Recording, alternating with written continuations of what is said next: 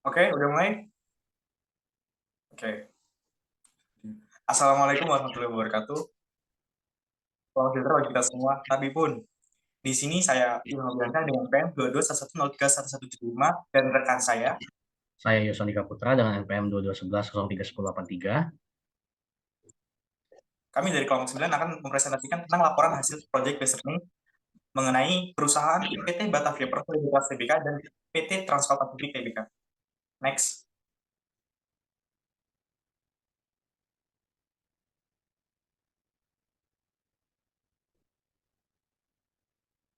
Ini adalah profil singkat dari PT Batavia Persero.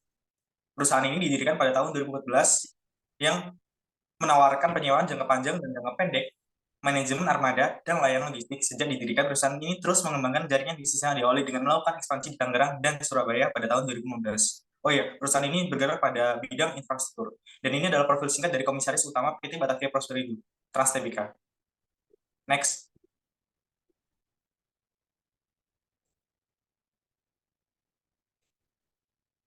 Ini adalah profil dari PT Transcoal Pacific Tbk. Perusahaan ini didirikan pada tanggal 15 Januari 2007, yang merupakan perusahaan pelayaran yang menyediakan solusi satu pintu kegiatan transportasi laut dan logistik barang surut, terutama batu bara dan nikel.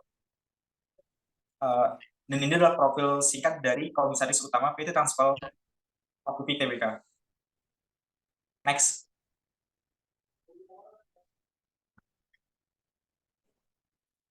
Ini adalah logo dari kedua perusahaan tersebut.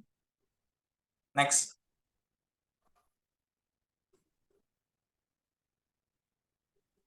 Pembahasan pertama mengenai overview perusahaan pada kedua perusahaan itu PT Batavia Prosperindo Trust Tbk dan PT Transcoal Pacific Tbk. Next.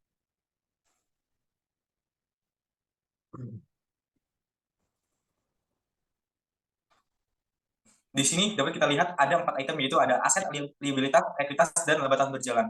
Pada aset mengalami kenaikan sebesar 52%, 52,28% dari tahun 2021 ke tahun 2022. Liabilitas mengalami kenaikan 70,75%, pada ekuitas mengalami kenaikan sebesar 9,68%, dan pada laba tahun berjalan mengalami kenaikan sebesar 58,95%.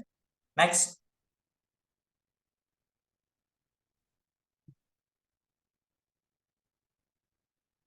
Di sini kami mengambil contoh dari 4 rasio pada PT Batavia Persero Trust Tbk, yaitu ada rasio laba rugi terhadap total aset yang pada 2022 sebesar 1,72%. Lalu ada rasio laba rugi terhadap ekuitas yang pada 2022 sebesar 8,01%. Ketiga ada rasio laba rugi terhadap pendapatan sebesar 6,40%, dan terakhir ada rasio lancar sebesar 0,39 kali. Next. Di sini terdapat keuangan dari PT Transcorp Pacific.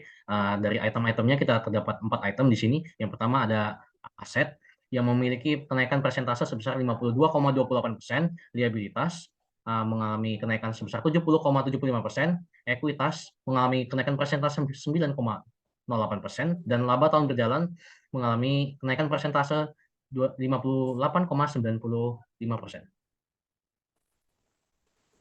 Di sini terdapat beberapa rasio dari item-item keuangan dari PT Transcorp Pacific. Yang pertama, rasio laba rugi terhadap total aset di 2022 terdapat 4%, rasio laba rugi terhadap ekuitas 7%, rasio laba rugi terhadap pendapatan 5%, dan rasio lancar pada tahun 2022 sebesar 0,82 kali.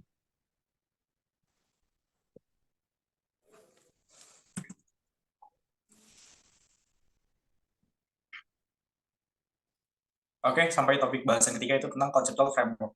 Conceptual framework atau kerangka konseptual menetapkan konsep yang mendasari pelaporan keuangan.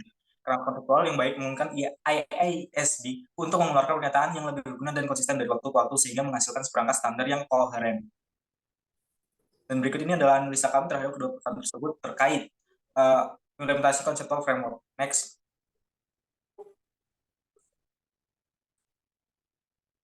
Baik, dapat kita lihat di sini adalah indikator dari conceptual framework, yaitu ada 3 level. Di sini PT Batavia Prosper Trust Tbk telah mengimplementasikan dan menerapkan dari ketiga level tersebut. Di sini dapat kita lihat level pertama telah diimplementasikan, level kedua telah diimplementasikan. Next.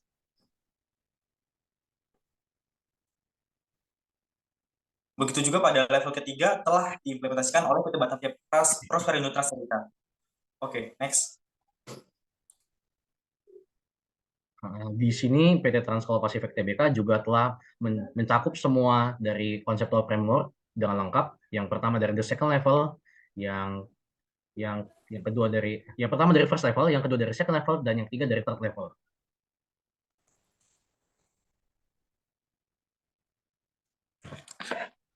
Oke, sampai kita pada topik bahasan kedua, yaitu tentang implementasi PSAK. Di sini kami mengambil PSAK 1, ditetapkan PSAK 1, PSAK 2, PSAK 14, PSAK 16, dan PSAK 19. Kelima PSAK ini akan kami analisis terhadap penerapannya pada PT Batavia Petrochemical Tbk dan PT Transcorp Pacific Tbk. Next.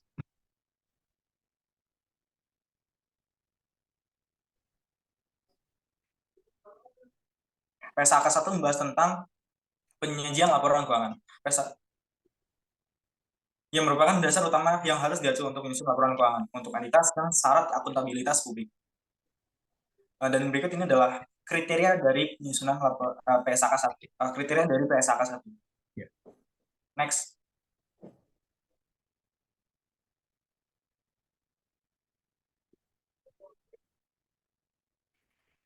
Ini adalah laporan proses keuangan milik PT Batavia Prosperindo Trans Tbk, yang artinya perusahaan telah mengimplementasikan PSAK 1. Next.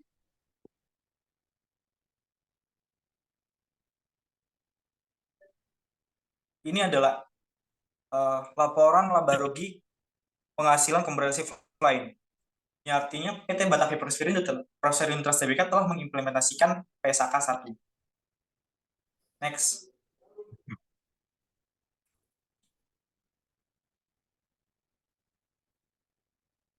Ini adalah laporan perubahan ekuitas.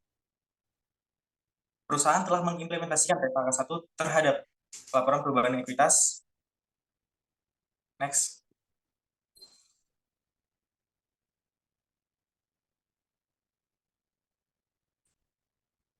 Ini adalah laporan arus kas. Artinya perusahaan telah mengimplementasikan PSAK 1 bagian arus kas. Next.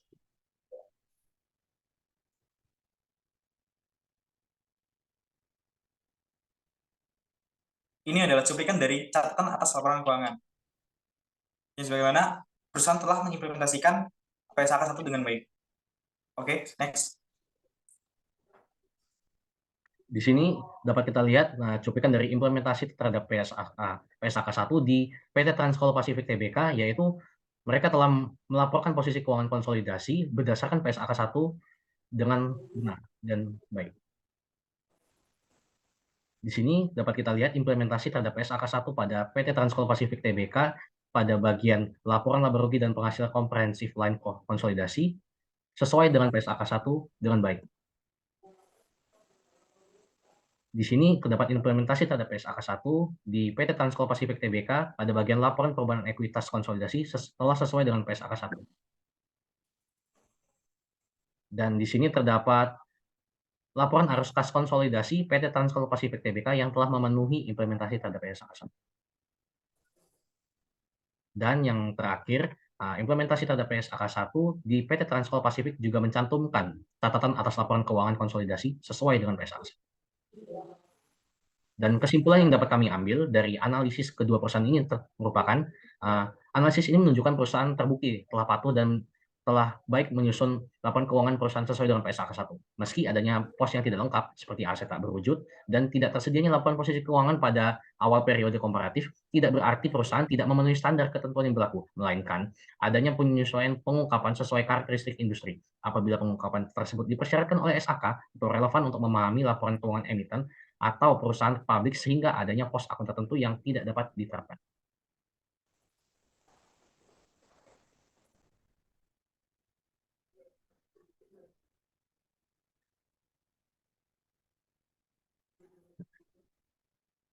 Baik, sampai pada PSAK 2 itu. PSAK 2 membahas tentang laporan arus kas. Arus kas adalah arus masuk dan arus keluar kas atau secara kas. Laporan arus kas menggambarkan perubahan historis dalam kas dan secara kas yang diklasifikasikan atas aktivitas operasi, investasi, pendanaan selama satu periode. Dan berikut inilah kriteria dari PSAK 2. Next.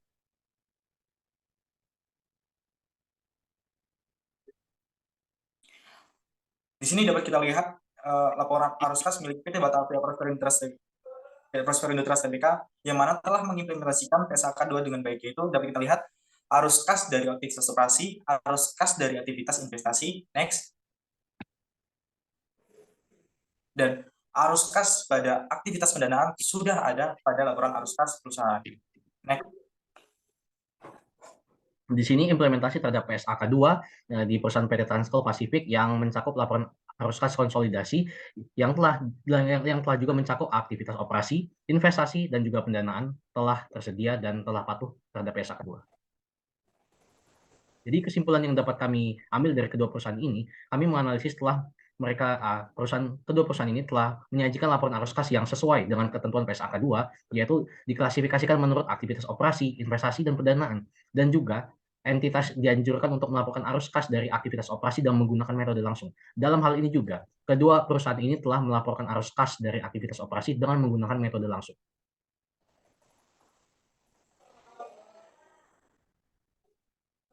Oke, selanjutnya adalah PSA ketiga. PSA ketiga membahas tentang, selanjutnya adalah PSA 14. PSA 14 membahas tentang persediaan.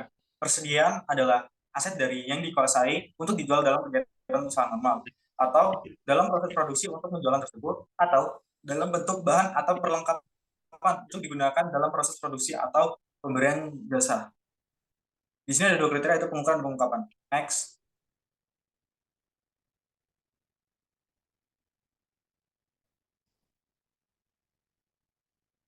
Tapi kita lihat di sini perusahaan PT Batavia Prosper Tbk telah mengukur persediaan dengan persediaan diakui sebesar nilai terendah antara biaya perolehan dan nilai realisasi bersih. Next.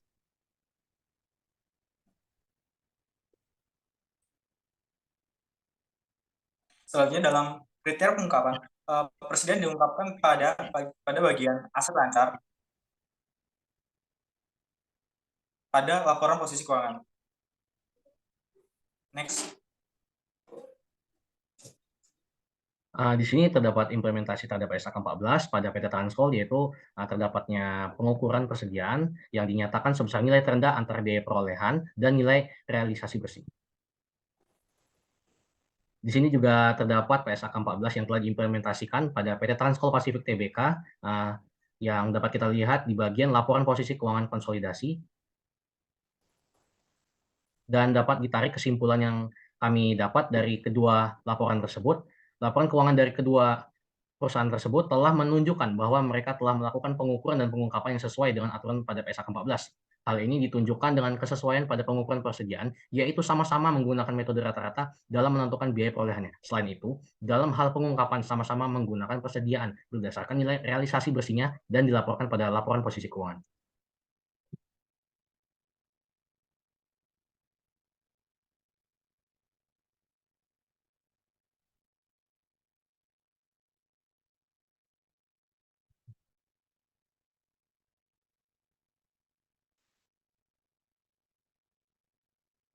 Halo, maaf Saudara Andi, kita sudah berapa menit ya? 16. 16. Baik, langsung ke PSAK 16. Maaf, 16 menit ya? Iya, PSAK 16. Maaf, maksud saya waktu yang telah kita habiskan. Ya, Telah berapa menit ya? 16 menit. Oke, selanjutnya adalah PSAK 16. PSAK 16 membahas tentang aset tetap. Aset tetap adalah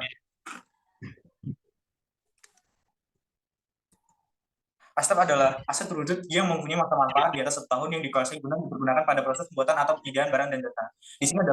Di sini berikut adalah kriteria dari 16.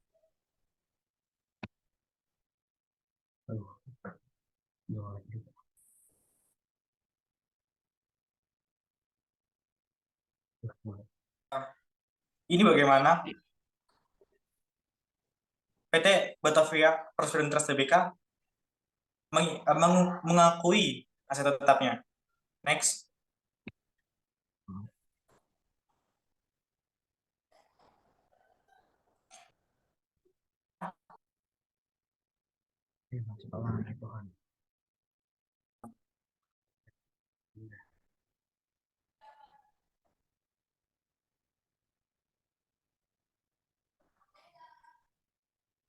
Next.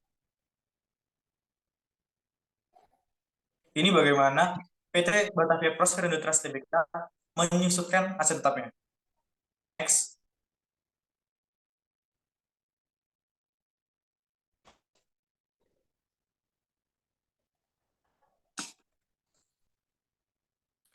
Ini bagaimana PT Batavia Prosperindo menyajikan aset tetapnya. Next.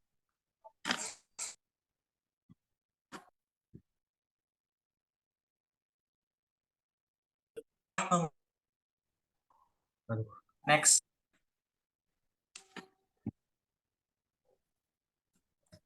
Di sini terdapat implementasi PSAK 16, yaitu terdapat merupakan cara pengakuan PT Transport terhadap aset tetapnya.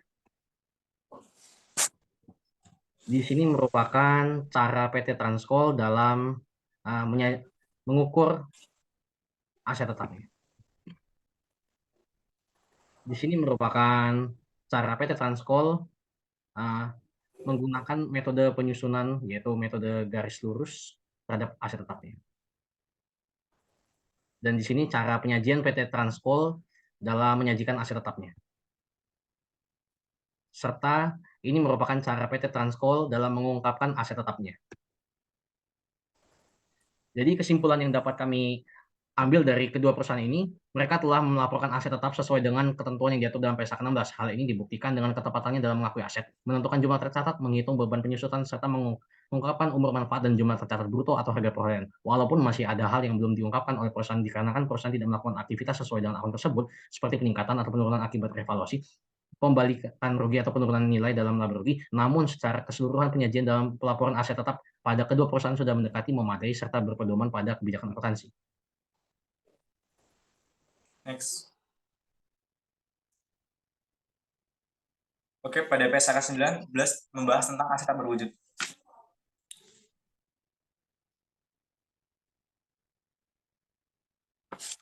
Adapun kriteria dari PSAK 19, pada PSAK 19 kami belum dapat mengidentifikasi secara khusus tentang apa dampak dari penerapan PSAK 19 terhadap PT Batavia Prosperindo dan PT Transkol Pasifik Tbk.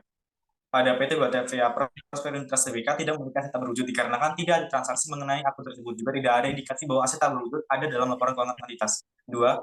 Pada PT Transkol Pasifik Tbk, aset tak berwujud tidak dihitung ataupun dilukis secara eksplisit pada laporan keuangan yang membuat kami kesulitan mengidentifikasi dampak dari penerapan PSAK 19. Next. Baiklah, di sini ada kepatuhan terhadap regulasi. Yang pertama POJK 8, PT Batavia Prosperindo telah mengumumkan bahwa mereka telah patuh terhadap POJK 8 dengan baik. Begitu pula dengan PT Transkol Pasifik Tbk. Di sini ada POJK nomor 31 tentang fakta material, bahwasannya PT Batavia Prosperindo Trans Tbk dan PT Transkol Pasifik telah mengumumkannya dan telah taat terhadap POJK tersebut. Selanjutnya ada POJK nomor 4 tahun 2022 dan lagi-lagi PT Batavia Prosperindo Trans serta PT Transkol Pasifik telah memenuhi semua kriteria yang disebutkan. Dan di sini terdapat tilikan yang kami ambil dari kedua perusahaan tersebut ialah berdasarkan hasil analisis yang telah kelompok kami lakukan dengan rangka pengerjaan project based learning tersebut, pemahaman mengenai yang pertama kami dapat yaitu pemahaman mengenai posisi dan kinerja keuangan PT yang kami analisis. Yang kedua, kami mendapatkan pemahaman implementasi kerangka konseptual pelaporan keuangan pada laporan keuangan konsolidasi PT Batavia Prosperindo dan PT Transkol.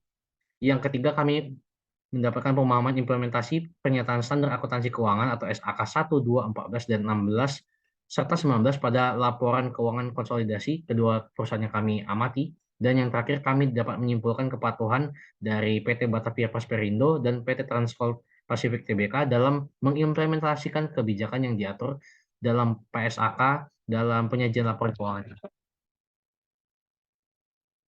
Sekian dari presentasi yang telah kami lakukan dan kami buat. Atas perhatiannya, kami ucapkan terima kasih.